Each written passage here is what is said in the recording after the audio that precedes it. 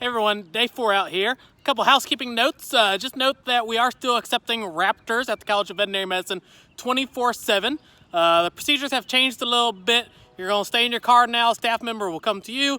You still need to fill out some forms when you drop off a raptor, but we are still accepting them. Just go to our website, go to our Facebook page if you want to see those new procedures when you drop off a raptor.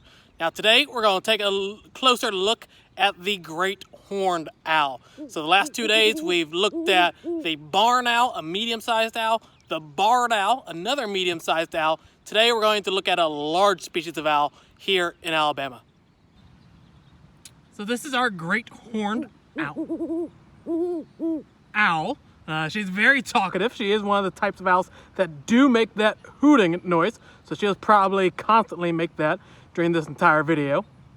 And so it's the common hoot owl. There's no such thing as a hoot owl, but whenever people tell us that they saw a hoot owl, we know that they're usually talking about the great horned owl. Now they get that name, great horned owl, great meaning big because of their size, horn because she's got those tufts of feathers up there on top of her head. Those aren't horns, they're not ears, they're just tufts of feathers that help them blend in with the trees a little bit better. Now these birds aren't really blending in the trees so that they don't get eaten by another predator. Really, once these birds are full grown, nothing really messes with a great horned owl.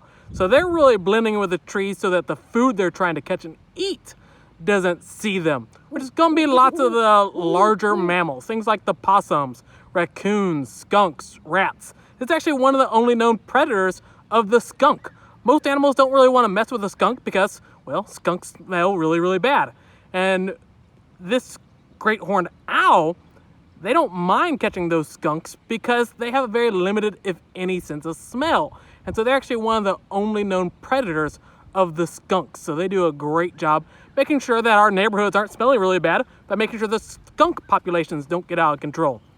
Now these birds have massive eyes. You're actually looking at the small end of her eyes. Her eyes are actually larger inside of her head. And so they widen up. They're kind of shaped like a pear. And so they widen up on the inside of her head, which allows a lot of room for rods and cones. We all have rods and cones. They're just cells on the inside of our eyes. We all have them. It helps us see color, light, shapes, all sorts of stuff.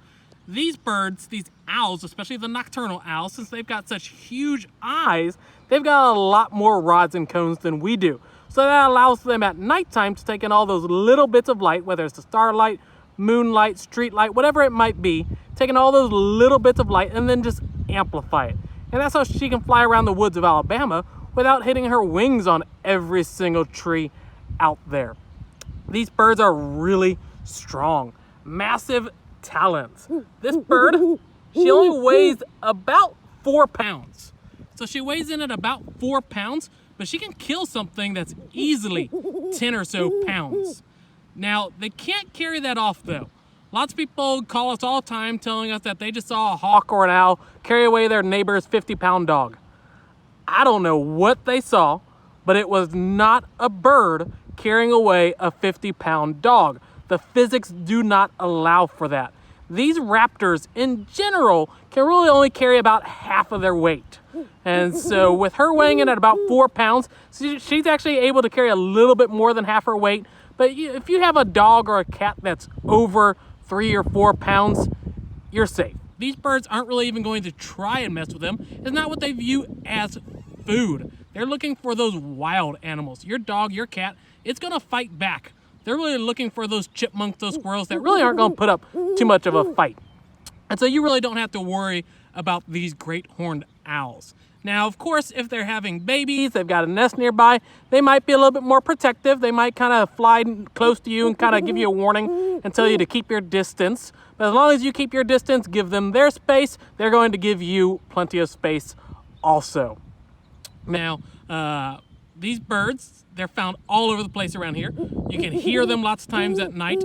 They're in those neighborhoods. They love to be in the neighborhoods because lots of times when people are putting out their garbage at night, that's attracting the raccoons and the possums and all those animals that would love to eat your garbage. And all those animals are attracting the great horned owls. And so these birds are frequently seen in lots of the neighborhood areas, whether it's in a backyard on a tree or maybe on the light posts in the neighborhoods, wherever it might be. These birds are frequently seen by general members of the public. If you haven't seen or heard a great horned owl recently, probably means you're going to bed at a decent hour, which is pretty good. But, they are easily seen and heard. So if you pay attention, you can probably hear these great horned owls quite frequently at nighttime. Again, they're nocturnal, so they're going to be active once it's dark. They're really not too active during the day. Lots of times when we get our great horned owl out during the day, she's not very talkative, she's not very active, she's kind of tired, she was probably up all last night. But today it looks like she's actually quite talkative, quite active for us. So it looks like she must have got plenty of sleep last night.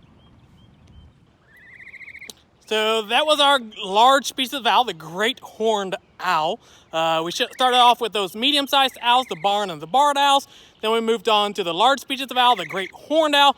Tune in tomorrow. We're probably going to show you the smallest species of owl that we've got out here at the Southeastern Raptor Center, the eastern screech owl.